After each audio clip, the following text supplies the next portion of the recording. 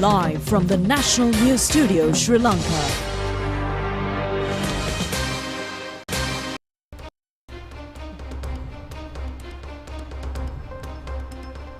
Good evening. This is the National News telecast. I'm moving ahead to Karachi. A very good evening to you. I'm Sharifah Tahir. Let's take a look at the headlines.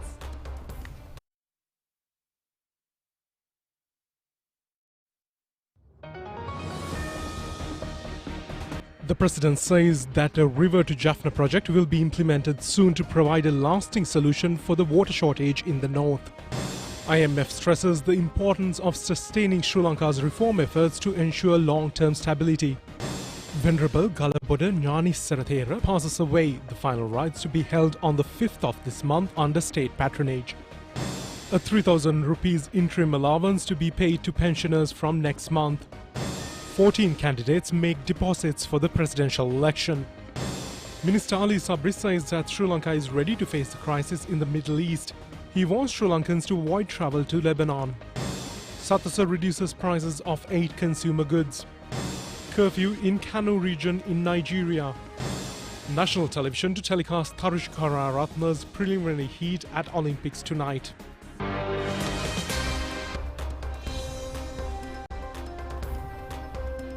Now to those and more stories in detail on today's top story. President Ranil Wickremesinghe declared the immediate initiation of the River for Jaffna project, which is destined to provide a comprehensive solution for the water scarcity issue in the northern region of Sri Lanka. The President made these remarks while attending the opening ceremony of the Thalayadi seawater desalinization plant, part of the Jaffna Kirinochi water supply project, this morning. The Thalayadi seawater desalinization plant, part of the Jaffna Kirinochi water supply project, is managed by the National Water Supply and Drainage Board under the Ministry of Water Supply and Estate Infrastructure Development, with financial support from the Asian Development Bank and the Government of Sri Lanka. The main objective of the project is to provide safe drinking water to 300,000 people and improve sanitization facilities for 80,000 people in the Jaffna and Kirinochi districts of Sri Lanka's northern province. The contract for the desalinization plant was awarded in January 2021. The total cost of the project is $266 million and the Jaffna Kirinochi district water supply and sanitization project is expected to be completed by mid-2025. President Ranil Wickremesinghe said that a request has been made to establish a separate Grama Niladaru division for the village, and he will recommend this to the governor to address this request. He said that the establishment of the water purification plant will significantly resolve the drinking water issues in Jaffna. He said that we also intend to commence work on the Palliaru reservoir to provide water to the Punarine area in the future. He said that he has also decided to launch a River for Jaffna program. Once both this purification plant and this program are fully implemented, the water problem in Jaffna will be completely resolved. The President said that this will help restore the Vadamarachi area to its former lush state. He said that to manage the cost of this drinking water, we plan to reduce expenses through solar energy projects. He said that additionally, we are introducing drip irrigation systems to promote modern agriculture in the area. He said that as we invest in water, it is essential to maximize the benefits we derive from it. He said that these initiatives aim to further strengthen the local economy. එහෙනම් අපේ යුතුයකම තියෙන්නේ අපි ලබා ගන්න ජලයෙන් හැම ලීටර එකෙන්ම උපරිම ලාභය ලබා ගන්න. යාපනයේට දැන් අංකසන්තුරේ වරාය අලුත් වැඩියා කරන්න ඉන්දියාව එක්ක අපි හංග වෙනවා. සිමෙන්ති කර්මාන්ත ශාලාව තිබුණ ස්ථානයේ අපි ආයෝජන කලාපයක් ආරම්භ කරනවා. පූනරින් වලත් ඒව එකක් ආරම්භ. එතන ඒ වගේම පලාලි දියුණු කරාම සංචාරක ව්‍යාපාරය පටන් ගන්නවා. විශේෂයෙන්ම සුළං බල ශක්තියත් සූර්ය බල ශක්තියත් විශාල ලෙස මේ ප්‍රදේශයේ අපිට නිෂ්පාදනය කරන්න පුළුවන්. ඒකෙන් තවත් දල් ලැබෙනවා. මේ අනුව යාපනයේ දියුණු ප්‍රදේශයක් බවට තමයි ඊළඟ අවුරුදු 5-10 කාලෙදී අපි කරන්නේ. මහා ආණ්ඩුව විශ්වවිද්‍යාලය යාපනයේ විශ්වවිද්‍යාල ඇතිකරණ එකට ඇඟිලි ගහන්නේ නැත්තේ මොකද පළාත් සභාවට ඔයගොල්ලෝ පුළුවන් විශ්වවිද්‍යාල දෙක තුනක් ඇති කරගන්න. ඉතින් අපි ඉදිරියට යමු. දැන් යුද්ධය ඉවර වෙලා අවුරුදු 20ක් විතර. දැන් ඊළඟ යුද්ධේ පටන් ගමු. සංවර්ධන යුද්ධය. එතනින් තමයි යන්න ඕනේ. ඒ වගේම ඒ කරන ගමන් මේ පවිත්‍රාගාරය ලබා දුන්න ADB සංවිධානයේට මම විශේෂයෙන්ම මගේ ස්තුතිය ප්‍රකාශ කරනවා. Minister for Water Supply and Estate Infrastructure Development Jeevan Thondaman said that access to drinking water is a fundamental right and the government is committed to ensuring it is available to all citizens. He said that when this project began, the high cost was a significant challenge, but we embraced it to meet the drinking water needs of our people. He said that when the president assumed office, only 5% of the northern provinces' drinking water needs were being met. He said that starting today, this will increase to 40%. Minister of Fisheries Douglas Devananda said that the Tamil people have various needs, a need for development, a need for rights and a need for drinking water. He said that the president is addressing these needs. He said that today efforts are being made to ensure the people of the north have access to drinking water. He said that he encourages the people of this province to continue engaging in dialogue with the president to secure their rights. The cremation of the late chief incumbent of the Hunupitiya Gangarama temple, Venerable Galaboda Nani Thera, is to be held on the 5th of this month under state patronage. The Thera was 81 years at the time of his demise. The Thera was not in a good health for some time and undergoing treatment at a private hospital when the Thera passed away this evening. The Thera was born on the 14th December in 1943 at Galaboda in Mathura. The Thera was well known as Gangarama Podihamudro, and the Thera was honoured with the Chimpanganayaka of the Western Province by the Malwatha chapter in 2003. This Buddhist leader has rendered many religious and social service to the country, including vocational training for youth. A special discussion regarding the cremation ceremony of the Thera was held this evening at the Gangarama temple in Colombo under the patronage of the caretaker of the temple, Venerable Dr. Kirinde Asaji Thera. Prime Minister Dinesh Gunawardena, commanders of the 3 armed forces and a number of government officials were present at the discussion. The remains of the late Thera will be placed at Gangarama temple from 6 a.m. tomorrow for public to pay homage. The cremation ceremony is to be held in the ground located in front of the Gangarama temple.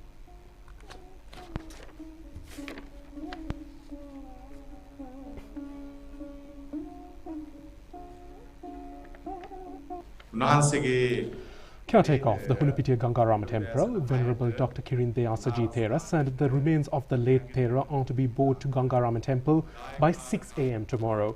The Thera will further said that people can pay homage to the late Thera from tomorrow morning to Monday. State Minister Dr. Ranjit Sembalapatia says that all government pensioners will be paid an interim allowance of 3,000 rupees from next month. He told the media that about 700,000 pensioners will have this benefit.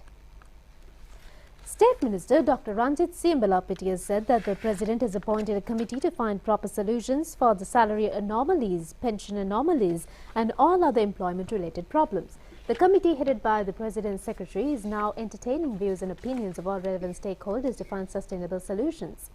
Under the special net paper presented by the President, an allowance of 3,000 rupees will be given to 700,000 pensioners from September this year. In addition, a sum of 2,500 rupees is proposed to pay by this year's budget.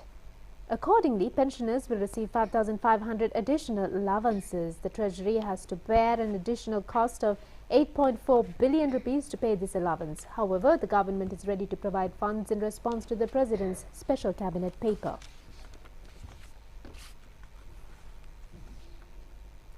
Politburo member of the Sri Lanka Posijana Peramana, Milinda Rajapaksa, says that political path of the SLPP is decided on the consent of the majority of the party's Politburo. He made these remarks at a media briefing held in the SLPP headquarters today. Politburo member of the Sri Lanka Posijana Peramana, Milinda Rajapaksa, said that there are 82 members in the Politburo. At the earlier Politburo meeting, 72 members participated. The Politburo discussed the letter that has been sent by the President asking our support at the presidential election. The Politburo members discussed the matter and came to a conclusion to field a separate candidate.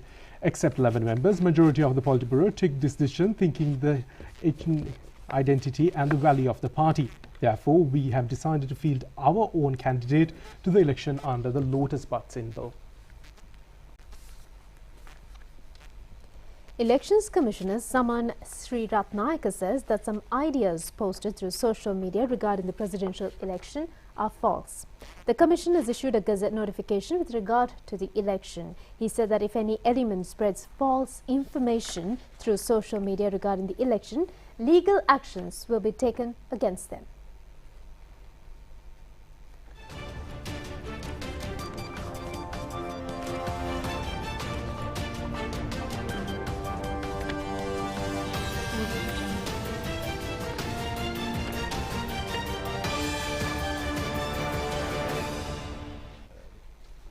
Elections Commissioner Saman Sri Ratnayaka said that they have issued the relevant Gazette notification which was introduced in 1988 considering the war and other harmful situations prevailing at that time. According to the notification, a threatened person can make a request from the Commission of Elections to allow him a proper polling station to cast his vote without any disturbance. This request must be made within 5 days of the announcement of election, and the Commissioner will nominate a polling booth after considering the request. This Gazette notification was prevailing since every election held since 1988, and it was empowered during the election period since then, the Commissioner said. However, this time certain parties are conducting a campaign of misinformation regarding this Gazette notification through social media with the name of misleading the voters. The Elections Commissioner requested all parties not to engage in such unlawful activities and reminded that legal actions can be taken under the charge of disturbing the election process against those who conduct such campaigns.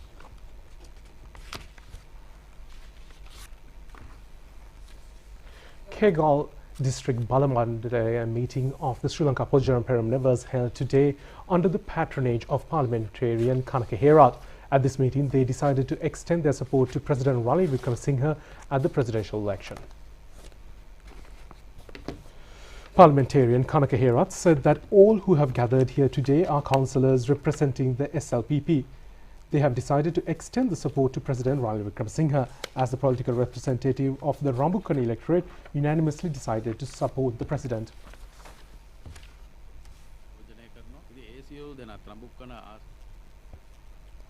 Leader of the National People's Power, Anurukumara Disanayaka, says that school system will be transformed under a NPP rules. Students leaving schools before O-levels will also be stopped. He made these remarks at the NPP Teachers Convention held at the PD Sirisena grounds in Malika today. This has been organized by the Lanka Teachers Association under the title of Renaissance, New Era and Force of Teachers. Leader of the National People's Power, Anurukumara Disanayaka, said that the NPP's first attempt is to eliminate the huge difference between the city schools and rural schools. Each student will be provided with a suitable school within a radius of 4 kilometers. The school network will be relocated as the first effort of NPP rule. 30,000 students usually leave schools annually without facing O-level examination. Under an NPP government, no student is allowed to leave the school without sitting for O-level examination. The government takes the responsibility of providing better education to children. Parents will be released from this burden. A huge transformation in education will be made in future. Therefore, people of this country, including teachers, should be committed to get ruling power to the National People's Power. The NPP is also committed to create a new political culture in Sri Lanka.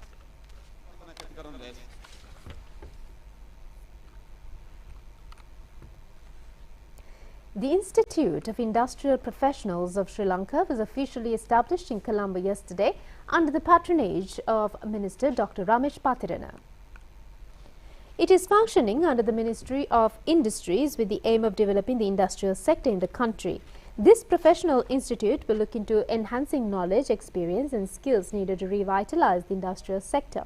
It will also take measures to upgrade professionalism in this sector. Accordingly, it is scheduled to utilize expertise knowledge of local industrialists productively, increase communication among them, solving the problems faced by the industrialists, and to start training programs. The Industrial Development Board will conduct all these functions. The official emblem and the website were also launched at this ceremony.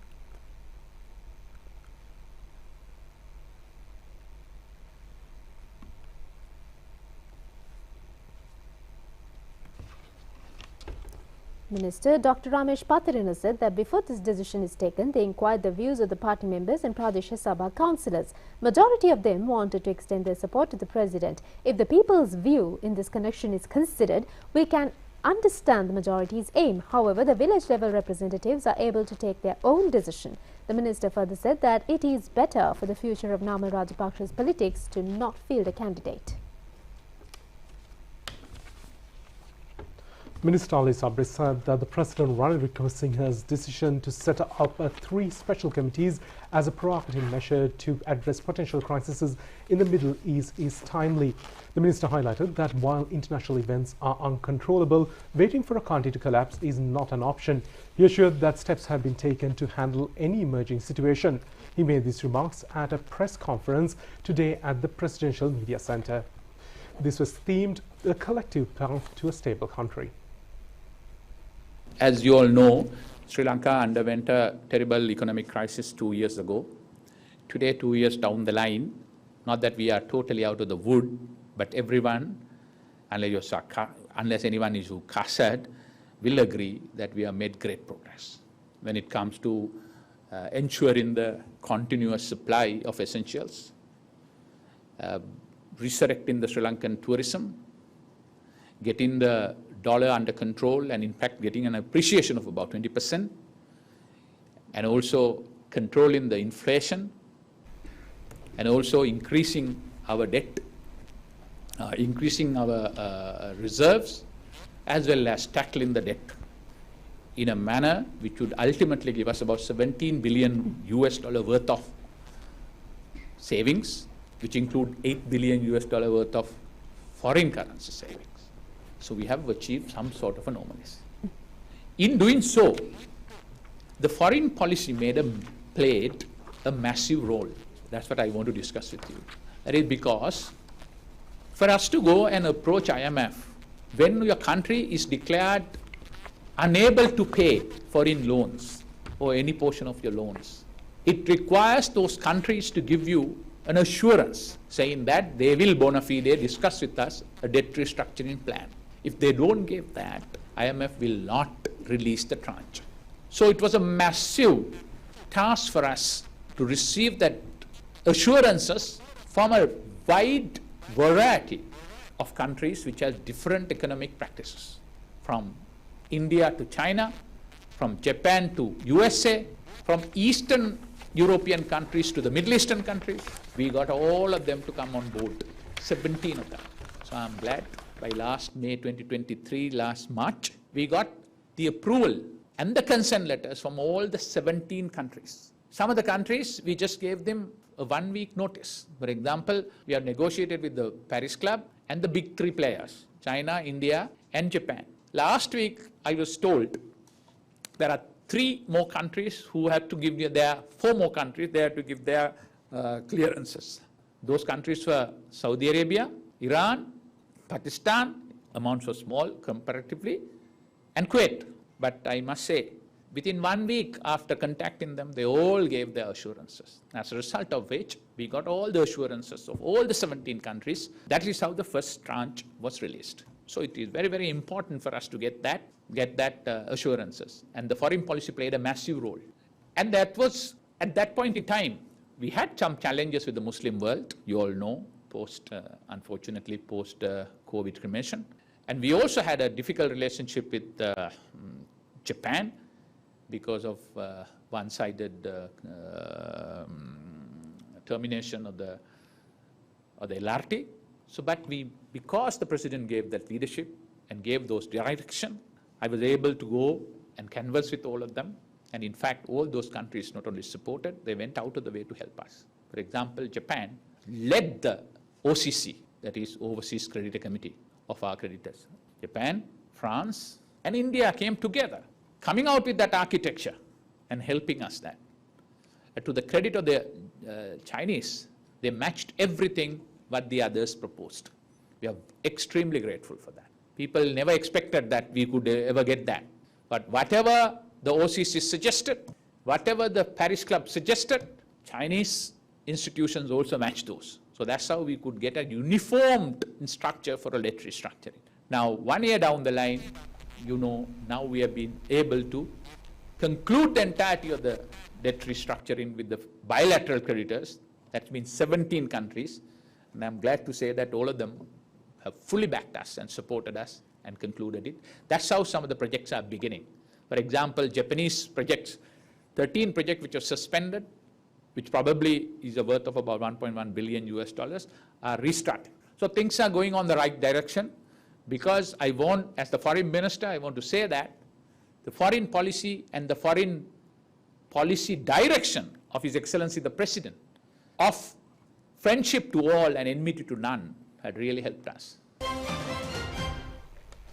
The International Monetary Fund has stressed the importance of sustaining reform efforts to ensure long-term stability. In a statement issued at the conclusion of their recent mission to Colombo, the IMF highlighted the need for continued fiscal discipline and strategic revenue generation to solidify the nation's progress.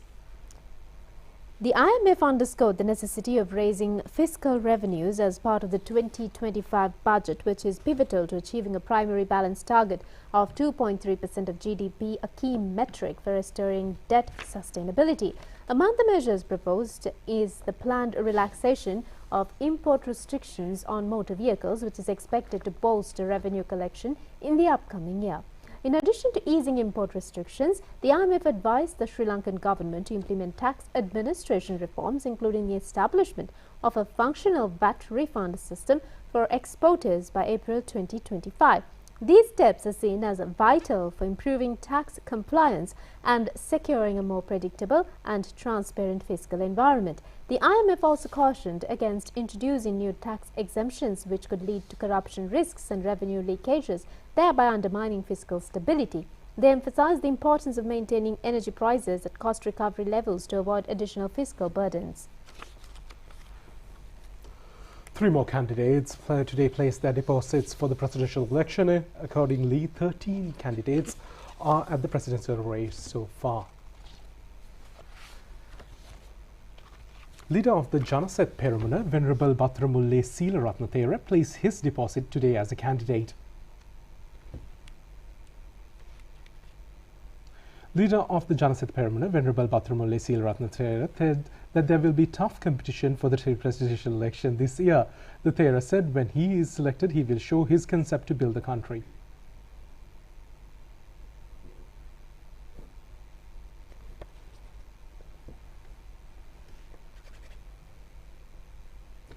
Leader of the Nava Sinhala Urumaya, Sarath Manendra, also made his deposit. Leader of the Nava Sinhala Urumaya, Sarath Manendra, said that his party contests presidential election for the 5th time this year. The rulers who auction this country should be chased away.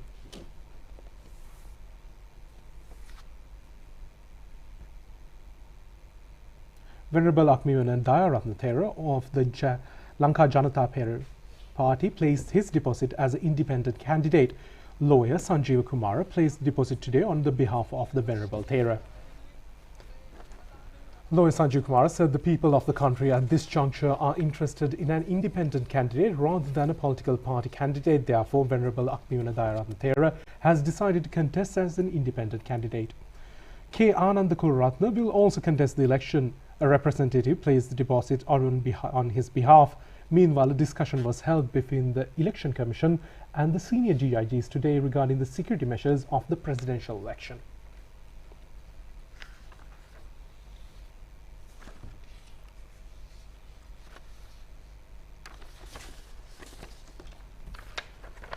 Samaj Artists Association invites the public to unite with them to create a Premadasa era again. They state that at a media briefing held yesterday.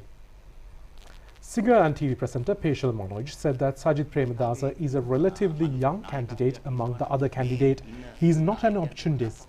Peshal said that Sajid Premadasa promised to give priority for education, arts and cultural sectors as well as women and children under his government. Actress Damita Aberatna said that she was a part of the Aragale movement, and after considering the political situation, she supports Sajid Premadasa as he is committed to ensure the democratic process in the country.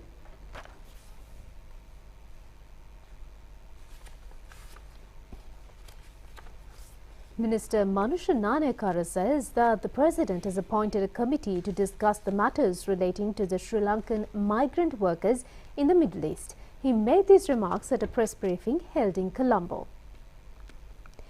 Minister Manusha Nanayakara said that the committee will decide what to do in case of a crisis situation and how to bring Sri Lankan migrant workers back to the country. The Foreign Employment Bureau has held talks with the Ministry of Foreign Affairs to strengthen the security of Sri Lankan migrant workers, the vulnerable areas. Funds have already been allocated to set up safe places to house Sri Lankans in a crisis situation. Measures will also be taken to bring them back to the country if necessary. Acting Minister of Mass Media, Shantha Bandara, today inspected the construction of the Allow Vehicle Fare, which was implemented at a cost of 140 million rupees. Under this project, the government has taken measures to place the Allow Weekly Fare under one roof. The traders say they will provide enormous service for the consumers. It has been decided to conduct the weekly fair for 2 days per week. Opportunity will be given to individuals of self-employment to sell their products at the premises. This weekly fair provides accommodation for about 1,000 people at a time, and the premises can be used for public functions as well. Acting Minister of Mass Media, Shantha Bandara, said that the government has allocated funds for the project as a multi-model utility centre. He said that he thanks the President and Minister Prasanna Ranatunga and all officials who dedicated their service to make this project a reality. Maintenance of this premises is to be handed over to Alava Pradeshia Sabha. President Ranil Wickremesinghe announced that a program to provide jobs for young people will commence next year, aiming to create new employment opportunities in both the public and private sectors. President Wickremesinghe made these remarks at a youth meeting titled A Journey to a Bright Future, held today at the Vallabhpuri Hotel in Jaffna. A large number of youth attended the event. He noted that due to the COVID-19 pandemic and economic collapse, it had been impossible to offer jobs to Sri Lankan youth over the past 4 years. However, with the country's recovery from bankruptcy, there is now an opportunity to advance by implementing initiatives to generate new job opportunities. President Ranil Wickremesinghe further emphasized that the government has always kept the aspirations of the youth in mind. The Presidential Awards ceremony was organised by Sri Lanka Inventors Commission yesterday at BMICH in Colombo. New inventions under the 14 categories were considered for Presidential Awards. Sri Lanka Inventors Commission is a statutory body established by the provision of the Sri Lanka Inventors Incentive Act No. 53 of 1979 and functions under the Ministry of Education. The objective of the Commission is to promote and encourage creativity in Sri Lanka by providing technical, legal, financial assistance and assistance to find access to markets. Achieving the objective of the Commission has taken many measures. Giving presidential awards to the inventors is one of them. During this year's award ceremony, new inventions from the year 2017 to 2020 were felicitated. The ceremony was held under the patronage of Prime Minister Dinesh Gunawardena. 7 gold medals and 2 presidential awards were given at the ceremony. Altogether, 48 awards including silver, bronze and merit awards were awarded at the ceremony. State Ministers Aravendra Kumar, Vijit Berugoda and Commissioner of SLIC Cyril Suduvella were present on the occasion.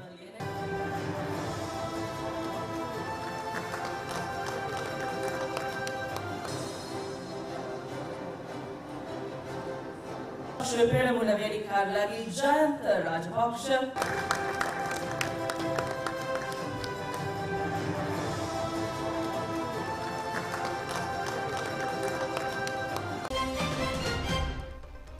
Lanka Sathosa has reduced the prices of several essential consumer goods under the guidance of the Ministry of Trade, Commerce and Food Security. Accordingly, a price of a kilo of imported potatoes has been reduced by 35 rupees to the new price of 240 rupees. White cowpea was reduced by 22 rupees per kilo. A kilo of Indian big onion has decreased up to 265 rupees with a reduction of 20 rupees. A kilo of red cowpea is now at 940 rupees with a relief of 10 rupees. A kilo of kiri samba has been decreased by 6 rupees up to a new price of 254 rupees. A kilo of brown sugar is decreased by rupees to a new price of 370 rupees. A kilo of white sugar is now at 254 rupees as a slash of a 4 rupee price. A kilo of red lentils is lowered by 5 rupees. These items are now available at all Sathosa outlets at a reduced prices.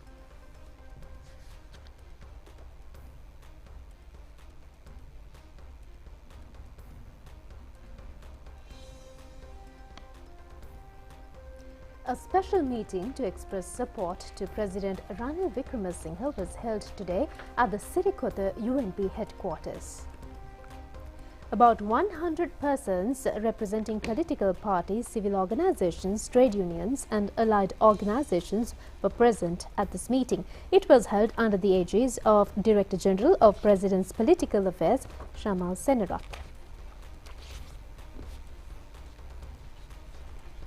Now for a look at a few more local items in brief.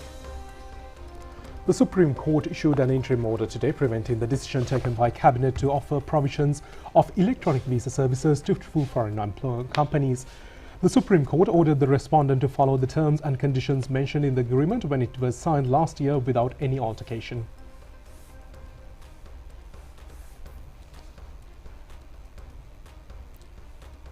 The Bank of Ceylon marked its 85th anniversary yesterday on its headquarters in Colombo. The bank expects to provide financial facilities to 10,000 youth entrepreneurs under the BOC Youth Loan Scheme. Several other new services were also launched in line with the anniversary celebrations. Chairman of the bank, Kavan Ratnayaka, and top officials were present at the occasion. Wildlife Conservation Department says 75 indigenous tortoises and several eggs have been discovered from a pit at a home garden in Janata Mawata in Kantale. The owner of the land has informed the wildlife officials and they have been able to shift the amphibians to a safer place.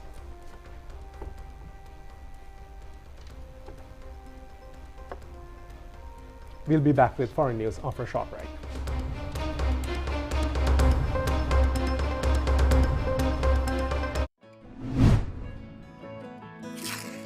ඔබ LED විදුලි පහනක් මිලදී ගන්නාවි.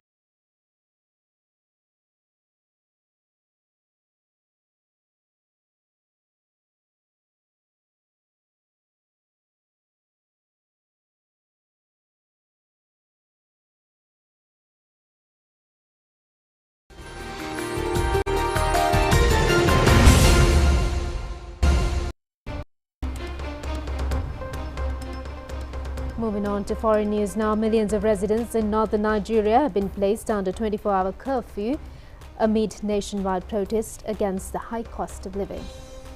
Governments in the states of Kano, Jigawa, Yobe and Katsina have ordered locals not to leave their homes and therefore not attend protests today.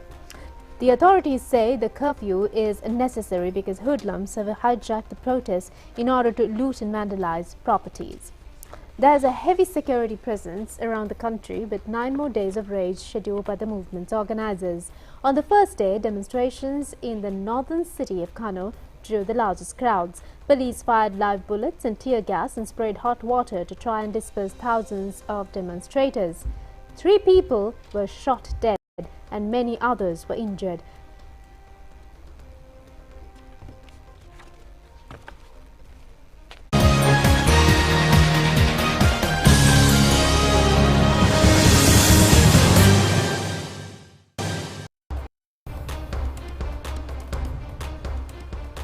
Moving on to sports news, the first ODI match between Sri Lanka and India is being played at the R. Premadas Stadium at present.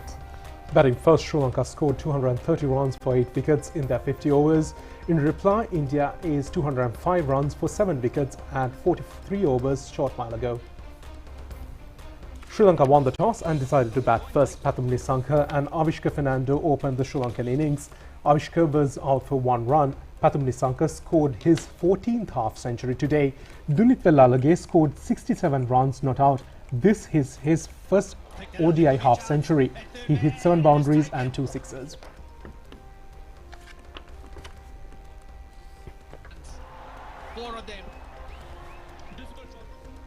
In the meantime, Tharushi Karnaratne will compete the preliminary rounds heat of 800 meters women's running event at the Paris Olympics today. The event is scheduled at 11:50 p.m. Sri Lankan time. 3 Sri Lankan athletes, namely Tharushi Karnaratne, Aruna Darshana and Dilhani Lekamge, will take part in the Paris Olympics. Their events will be held at the State Defence Grounds in Paris. Tharushi will compete the 6th heat of the preliminary round of 800 meters women's running event. Tharushi has recorded 2 minutes and 4.22 seconds in this event as a best time so far. Aruna Darshana will take part in the 400 meters men's preliminary round on the 4th of this month. Dilhani Lekange will compete in her event on the 7th of this month.